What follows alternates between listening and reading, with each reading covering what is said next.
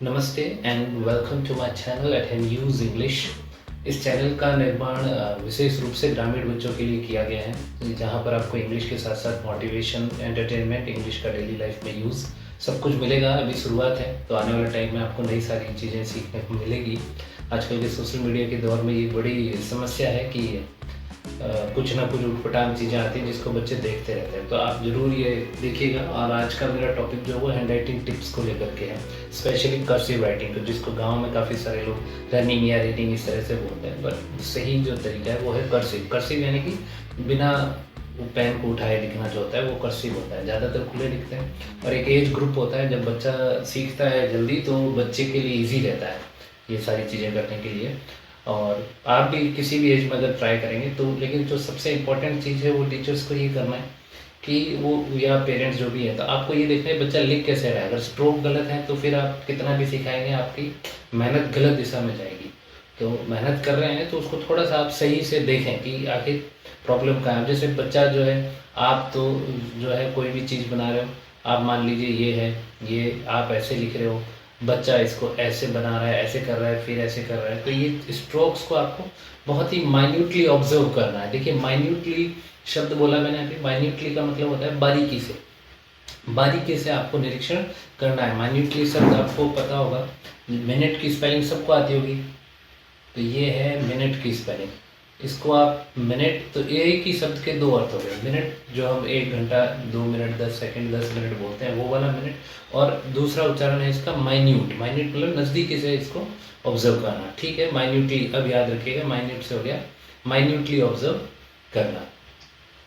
तो minutely observe करना है आपको कि बच्चा स्ट्रोक्स कैसे बना रहा है, कि वो कहीं जा रहा है। जैसे हिंदी में मैंने एक बार एक बच्चे को देखा कि वो ऐसे करके ये लाइन खींचता और यहाँ से ऐसे न बना रहा था। अब इसी न को जब कोई बच्चा ऐसे बनाता है इधर से, तो ये दोनों में आपको डिफरेंस नजर आए। तो बस ये स्ट्रोक्स इसी को कहते हैं कि बच्चा शुरू कहाँ से करता है। तो शुरू में जो छोटी क्लास का है तो आपको थोड़ा सा इसको देखना है कि क्या करना है। तो ये अगर आप बेसिक्स पे बात करेंगे तो सबसे पहले ये सिखाया जाता है कि इस तरीके से आप ये चलाएं, या ये स्लांटिंग लाइन्स है जो इस तरीके से।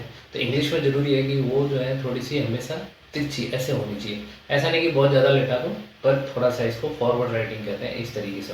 तो पहले ये आप लंबे वाले सिखाते हैं, या फिर ये छोटे वाले ऐसे करके। लेकिन मैं जो हूँ हमेशा एक चीज़ पे जो प्रेफर करता हूँ वो हूँ लेटर सी पे। क्योंकि लेटर सी जब आप करवाएंगे तो उसका जो स्ट्रोक है वो कैसे स्टार्ट होता है। बच्चे क्या करते हैं, कोई तो ऐसे बनाएगा, कोई जो है ऐसे बना रहा है। तो इसको एक परफेक्ट सी, अगर बिना मैं कर्सिव की भी बात करूँ ना, आप देखेंगे तो वो दोनों तरफ से थोड़ा सा मुड़ा हुआ है। इधर से भी मुड़ा हुआ है, यहाँ से भी मुड़ा हुआ है। तो दोनों तरफ से मुड़ा होना जरूरी है। अगर ये मुड़ा नहीं होगा ना तो फिर आपको दिक्कत आएगी। क्योंकि अब मान लीजिए अगर सीधा सी ऐसे बना रहे हैं और मैं इसको ओ बनाता हूँ, तो देखो ये ऐसे बनेगा। लेकिन इसी को आप ऐसे कर रहे हो और फिर ये ऐसे कर रहे हो, तो एकदम परफेक्ट पतला सा वो बनेगा। अब आप यही कर्सिव में जब बात आती है तो इसका पहला स्ट्रोक ये इस तरीके से जाता है। देखो, मैं हैंडराइटिंग पे क्यों बात कर रहा हूँ, इसके पीछे कारण है। जितनी भी जो लैंग्वेजेस है वो 4 स्किल्स पे काम करती हैं। सबको मालूम है, टीचर्स को तो अच्छे से, कि LSRW कहते हैं जिसको, लिसनिंग, स्पीकिंग, रीडिंग और राइटिंग। तो ये 4 स्किल्स होती है हम लोगों के पास में। ये देख लीजिए आप, ये L listening, L for listening यानी कि सबसे पहला काम होता है सुनने का, फिर होता है स्पीकिंग यानी बोलना, और रीडिंग पढ़ना, और राइटिंग। तो पहली चीज़ पे हम बहुत कम फोकस करते हैं, बच्चों को सही सुनना नहीं सिखाते हैं। तो सही सुनना मतलब जैसा बोला सामने वाले ने वैसा ही आपको बोलना है, तभी आपकी स्पीकिंग सही होगी। और जब आप बोलेंगे सही तो लिखेंगे भी सही। तो लिस्टिंग, स्पीकिंग, रीडिंग और राइटिंग, एक इसको लेकर के कोट, बड़ा अच्छा सा कोट। ये जो कोट है ये है, a good listener is always a good speaker, and a good speaker is always a good reader, and a good reader is always a good leader. यानी कि एक अच्छा सुनने वाला हमेशा एक अच्छा वक्ता, वक्ता का मतलब बोलने वाला, और एक अच्छा बोलने वाला हमेशा अच्छा पढ़ने वाला भी होता है। तो आप सही सुनेंगे तो सही बोलेंगे, सही बोलेंगे तो सही पढ़ेंगे, और सही पढ़ेंगे तो ही सही लिखेंगे। तो जितने भी दुनिया के बड़े बड़े लीडर्स हैं वो सब बहुत सारी किताबें पढ़ते हैं। तो एक तो बुक्स पढ़ने की हैबिट जरूर डालिए अपने बच्चों को। बहुत अच्छी अच्छी स्टोरी बुक्स आती हैं, हम इधर उधर चलते फिरते 100-200 रुपये खर्च कर देते हैं। तो ऑनलाइन ऑर्डर कीजिए, स्टोरी बुक्स मंगवाइए और बच्चों की हैबिट में डालिए, कार्टून कॉमिक्स जो भी आपको मिले उनको ज़रूर पढ़वाइए। तो अब आते हैं हम वापस अपनी राइटिंग पे। बीच पे ये चीज़ें आ गई थी, तो अब देखिए कि क्या किस तरीके से जो है हमको लिखना है। तो इसमें मेन जो चीज़ है वो ये है कि आपको स्ट्रोक पे काम करना है। तो मैं लेटर सी की आज बात कर रहा था। तो जो लेटर सी है बेसिकली जब भी स्टार्ट हो, तो अगर वो गलत फॉर्मेशन है, कैसे बना रहे हैं, उन सब चीज़ों को आपको शुरुआत से बिल्कुल करना है। तो पहली चीज़ जो होती है लेटर सी जब भी शुरू हो, तो एक ये जो स्ट्रोक है ये आपको देखना है कि ये सिखाना है आपको सबसे पहले। तो बच्चा इसको ऐसे के ऐसे बनाएगा। तो ये, और एक चीज़ और बिल्कुल कि कहीं भी ये नहीं कहना है कि पेज भरो पेज भरो। पेज भरना हमारा उद्देश्य नहीं है। हमारा उद्देश्य है कि बच्चा एक लाइन पे लिखे तो परफेक्टली लिखे। तो उसको अच्छे से आपको लिखना सिखाना है। तो अब जैसे ये अगर आपका सही बनेगा, देखो इसको ऐसे मोड़ना जरूरी है। बच्चा जब काम करेगा तो वो क्या करेगा, वो ऐसे करके इतना सा मोड़ देगा, या कोई जो है इसको ऐसे कर देगा। तो ये सब क्या है, फिर ये गड़बड़ियाँ होती है। इस तरीके से नहीं होना चाहिए।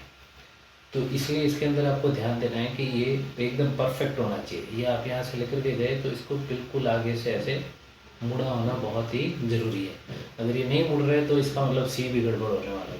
क्योंकि देखो अब आपने ये बच्चे ने ऐसे कराया, इसको ऐसे कराया, फिर ये ऐसे कर रहा है, तो ये गलत हो जाएगा। ये इतना बीच में गैप नहीं रहना चाहिए। इसलिए हमें जो है इनको परफेक्टली बनाना आना चाहिए। तो अब आप देखो नेक्स्ट। तो इसलिए सबसे पहला काम आपका होगा कि ये स्ट्रोक जो है बच्चे का एकदम ऐसे परफेक्ट हो। अब ये स्ट्रोक आपको 3-4 बार आपको प्रैक्टिस करवाना है यहाँ पे। उससे प्रैक्टिस करवाएंगे, जब आपको लगे कि स्ट्रोक उसका सही आ गया, तो आपका नेक्स्ट स्टेप होगा कि अब आप जो है इसको यहाँ से बच्चे कहेंगे ये आगे से मोड़ना जरूरी है, और ये नीचे से ला करके ही मोड़े।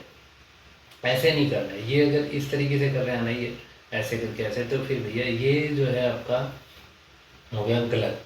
ये नहीं अलाउड है, ये भी गलत है। उसके बाद में आप ऐसे करवा रहे हो, बच्चा जो है ये कुछ ऐसे बनाएंगे और इसके पीछे पूंछ लगा देंगे, तो ये भी भैया ये जो है ये भी गलत है। ये अलाउड नहीं करना है किसी भी हाल में। आपको कर्सिव सिखानी है तो कर्सिव के साथ में इन चीज़ों को जोड़ना बहुत ही ज़रूरी है। तो अब आप देखिए ये जो सी है, ये आप लेकर के गए यहाँ से इसको, और इसको वापस घुमा दिया। अब आप एक सी लेटर की मैं क्यों बात कर रहा हूँ, तो इसकी सिंपल सा रीज़न है। आप ABC स्टार्ट कीजिए। सबसे पहले लेटर है ए। तो ए बनाना है तो पहले क्या बनेगा, सी बनेगा, और इसको पूरा ऐसे मोड़ना है। ये देखो ये बन गया ए। अब इसी को अगर कोई सी गलत बना रहा है, जैसे ये ऐसे बना रहा है कोई, ऐसे करके ऐसे, अब इससे ए बना करके देखिए आप कैसा ए बनेगा। इससे ए कैसा बनेगा, इससे बनेगा ये ऐसा। तो ये जो ए है ये हमारे भाई साहब गलत है। ऐसा नहीं करना है, ये दोनों गलत हैं। इसलिए ऐसे नहीं बनाना है आपको। और हमें जो है सी को एक परफेक्ट, तो इसलिए मैंने कहा सी की अच्छे से प्रैक्टिस करवाएं। तो सी से ही ये बनता है। अब सी की प्रैक्टिस के लिए क्या करना है, तो जैसे एक पहले आपने वो ये स्ट्रोक की प्रैक्टिस कराई, अब इसी से आपने एक ये सी बनाया। तो आप क्या करेंगे, पहले single C single C single C, उसके बाद में क्या करेंगे, आप इसको सिंगल से लेकर के आओगे आप डबल पे, कि चल भाई तू डबल सी बना। फिर डबल सी जब उसका परफेक्ट हो जाए थोड़ा, तो फिर आप उसको लेकर के आओ ट्रिपल सी पे। इससे क्या होता है, थोड़ा हैंड मूवमेंट जो है वो ज़्यादा अच्छा होगा। जिनके बहुत ही छोटे बच्चे हैं ना, वो तो क्या करो, बच्चों को पेपर के छोटे छोटे छोटे टुकड़े करने को दो। पेपर को छोटे टुकड़े करके एक बॉल पे चिपकाओ, तो उससे क्या है, फाइन मोटर, जो हाथ की जो छोटी छोटी जो मांसपेशियाँ हैं वो मजबूत होती है और उनके लिए ईजी हो जाता है। तो आपको ये चीज़ थोड़ा सा विशेष ध्यान देना है। तो अब जो है हम देखेंगे कि सी से और क्या क्या लेटर्स किस तरीके से कितने हेल्पफुल रहते हैं। देखो तो सी से एक ए तो मैंने आपको बता ही दिया, ABCD। अब आप डी पे आओ, देखो ये बन गया ये सी, और यहाँ से आपने बना दिया डी। ABCDEF, फिर जी बनाइए। अब ये देखिए जी में भी पहले क्या बनेगा, सी, और फिर ये आपके बन गया जी। फिर चाहे जे के एलिमेंट हो। फिर आप आइए ओ पे। अब ओ जो है, ये ओ के अंदर भी आपको ऐसे करना है पूरा सी के जैसे, और फिर ये ओ में बस ये थोड़ा सा ध्यान रखना है कि ये इस तरीके से हो। तो सी जो इस तरीके से काफ़ी जगह आपके काम आएगा। ये क्यू और है, क्यू को भी देख लीजिए। इसमें भी पहले आपको सी बनाना है, सी बना करके इसको ऐसे करो, ऐसे करके इसमें ये क्यू बन गया। तो सी की प्रैक्टिस आपको दें, सी की प्रैक्टिस हो जाएगी अच्छी, तो काफ़ी सारे लेटर्स कवर हो जाएंगे। तो बाकी के जो लेटर्स हैं मैं उसका आगे बात करूँगा। जैसे सी अगर आप अच्छा लिख रहे हैं तो देखो मैं मान लो कुछ वर्ड्स लिखता हूँ, जैसे सी ए और ये लिख दिया मैंने एन, कैन। हमारे मारवाड़ अपने रेगिस्तान का जहाज, हाँ, शिप ऑफ द डेजर्ट क्या है, कैमल।